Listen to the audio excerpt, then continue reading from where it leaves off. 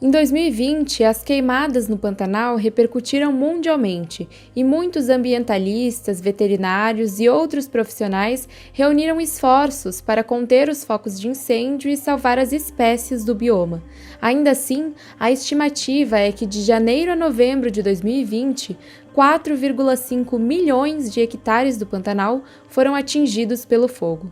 Eventos como este geralmente recebem atenção da sociedade quando a situação já é alarmante, mas vários outros problemas ambientais acontecem sem que se fale sobre eles. O Núcleo de Ecojornalistas do Rio Grande do Sul é pioneiro no jornalismo ambiental brasileiro e desde 1990 acompanha de perto esses acontecimentos. Em 1990, estávamos há 2 anos da Rio 92, da Eco 92. Então, a questão era qualificar os jornalistas para fazer uma cobertura adequada. Isso foi proposto em uma reunião promovida pela FENAGE e outras entidades, né, relacionadas ao meio ambiente, que reuniu o grupo de jornalistas em Brasília, e lá surgiu essa ideia de se criarem núcleos de jornalismo ambiental nos estados. Alguns estados criaram, o nosso criou, e o nosso foi o único que vingou e que funciona até hoje. A principal frente de atuação do núcleo é a Ecoagência de Notícias Ambientais, integrada por jornalistas que trabalham voluntariamente para denunciar os crimes ambientais, alertar a sociedade sobre esses problemas e acompanhar as políticas públicas nesse sentido. A gente não pode se limitar a só repercutir as tragédias e os desastres, né? A gente tem que fazer a nossa parte para que as pessoas saibam, né, que são coisas que podem ser evitadas, né? Quando a gente pensa, né,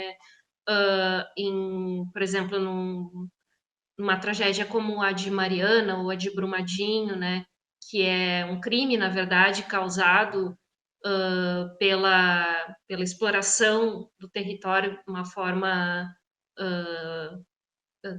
que degrada, né, aquela região, degrada as comunidades, degrada os ecossistemas. Então, a gente se mobiliza, assim, para várias questões, como a questão de liberação dos agrotóxicos, né?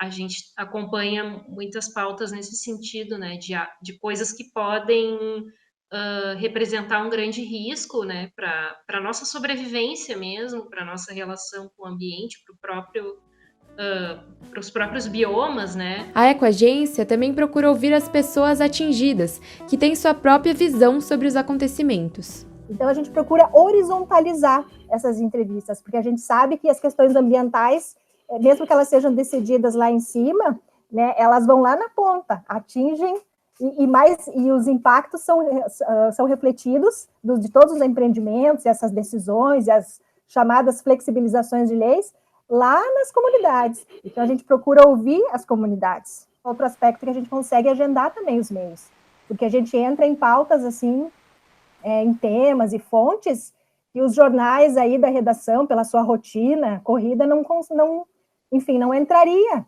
Mas aí, vendo que está circulando, né, na outra semana, no outro mês, a gente vê, olha aí, ó, pautaram. Mesmo que a abordagem tenha sido de outra maneira, né? Mas são pautas que eles também acabam reconhecendo.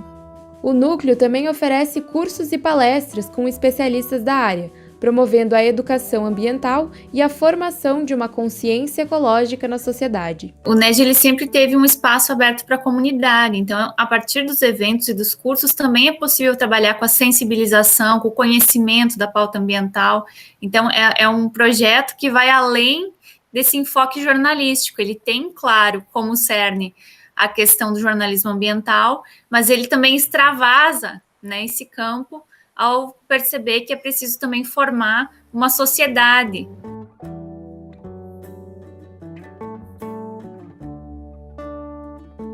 Quando nós falamos em meio ambiente, nós falamos de tudo, falamos de nós, de todos os seres vivos e não vivos que habitam aqui no nosso planeta, né, e que merecem estar aqui. O nosso trabalho todo é para que as condições de vida de todos esses seres, elas continuem existindo com qualidade, para eles possam continuar se mantendo vivos. A questão toda é que os modelos de desenvolvimento, né, que que os nossos governos, lamentavelmente, têm optado, são modelos altamente nocivos para a vida. Especialmente nesse Dia do Meio Ambiente, que a gente está em um momento ainda de pandemia, sem previsão, né, de término, sabendo que é um processo longo e que outras vão voltar, e que isso está, sim, muito relacionado com a destruição do meio ambiente, pensar como que a gente está também produzindo problemas para a humanidade a partir da destruição do que está ao nosso redor, porque a gente não se sente parte. Então, eu acho que é muito uma reflexão nesse sentido.